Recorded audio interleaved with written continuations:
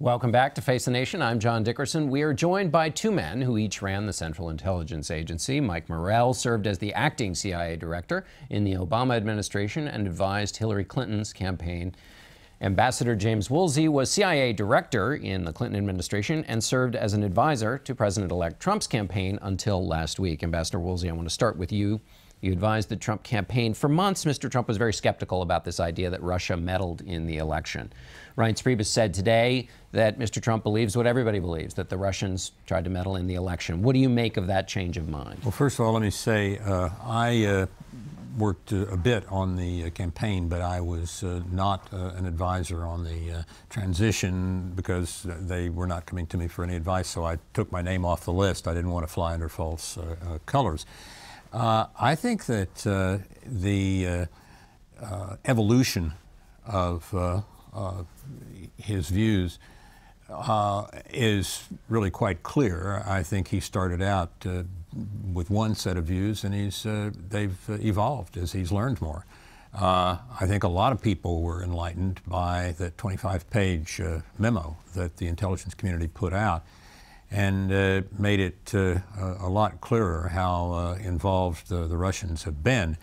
I've been saying for some weeks that disinformatia, disinformation, otherwise known as lying, is a more or less permanent fixture of the Russian propaganda system. And that is something that they have now transitioned over into using it or adopting that technique with cyber, not just with publications and so forth as they have for the last 50, 60, 70 years. Mike, how should people understand the level of certainty here? I mean, with this report, as they think about how to interpret this, and Donald Trump has been skeptical, so how tight is are the findings here? When you read the report, it seems thin in evidence. Right? It's mostly the assessment. Here's what we think. The evidence isn't there because it's classified. So the declassified report has taken out the evidence. What caught my attention was the intelligence community saying they have high confidence in these judgments. Sure. And we don't attach that label to just any judgment. To have high confidence, you have to have multiple sources, you have to have direct evidence, more than a circumstantial case. So I think the case that the Russians meddled in the election broadly, not just hacking the DNC, but broadly in all the ways Jim talked about, is solid.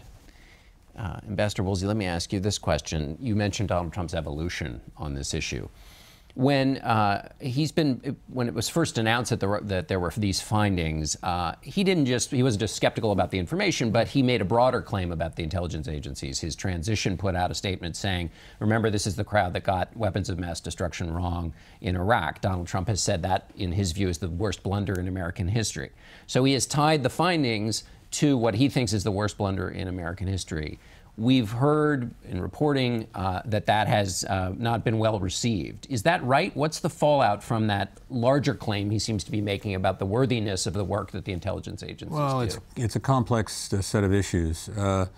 I think probably the press and much of the public does think that the weapons of mass destruction characterization was very wrong. The problem is that it's an old Soviet agitprop phrase, and it covers chemical, bacteriological, and nuclear.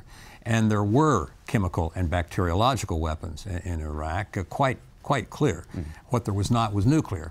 And people really need to get into that in order to explain thoroughly what their views are. And I don't think we haven't seen that yet from Donald Trump. So John, the president-elect has done two things, right? He's questioned the capabilities of the intelligence community publicly.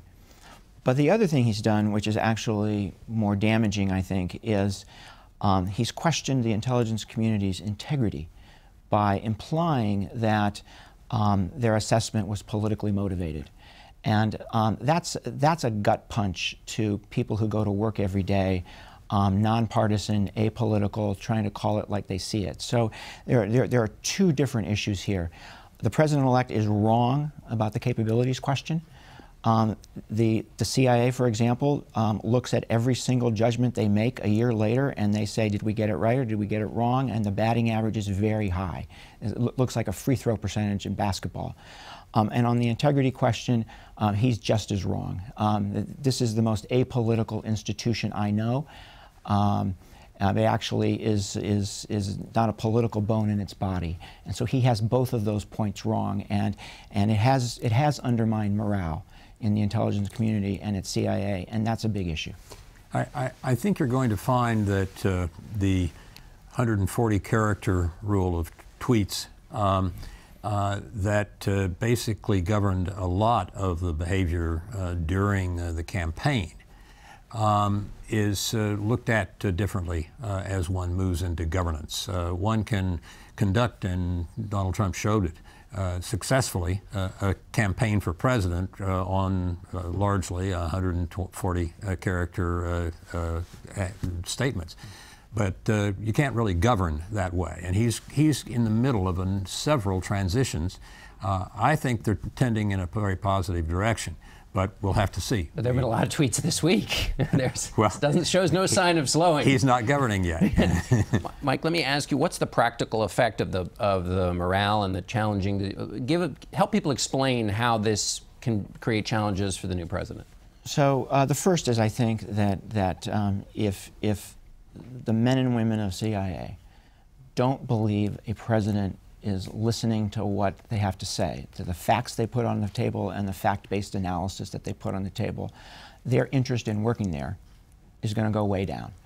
And if this continues, and I think the president-elect took an important first step in the comments he made after the Friday briefing in the positive direction, but if his disparagement continues, people will walk, and that will do serious damage to the CIA and the intelligence community. The other practical effect it has is we tell people who are spying for us, who are actually putting their life on the line to spy for us, that their information is going to the highest levels of our government and is being used to make the world a better place. So if we can't tell spies that, if they see that on TV, they're not going to spy for us. So I think there are significant effects here if the disparagement continues. Go ahead. Well, I was going to say one of the things that Donald Trump's supporters say is this is a part of his kind of run and gun, disruptive, chaotic approach that was so successful in the campaign, and that's just the way he is. I don't think that's the way he is generally. I've been in a couple of meetings with him, and he's reasonable. He asks good questions. He makes smart comments. His overall conduct in small meetings, at least in my limited experience, is considerably different than when he's standing up in a stadium before 40 or 50,000 of my fellow Oklahomans and drawing all sorts of cheers. It's his shtick that he performs the way he does before big audiences and so forth. I think he's, you're going to see growth and evolution on a number of these issues over the course of the next several weeks, and I think I would advise people not to hold him to a detailed support of everything he said on Twitter during the campaign. All right, well, we'll have to leave it there, gentlemen. Thank you so much, and we'll be right back with our panel.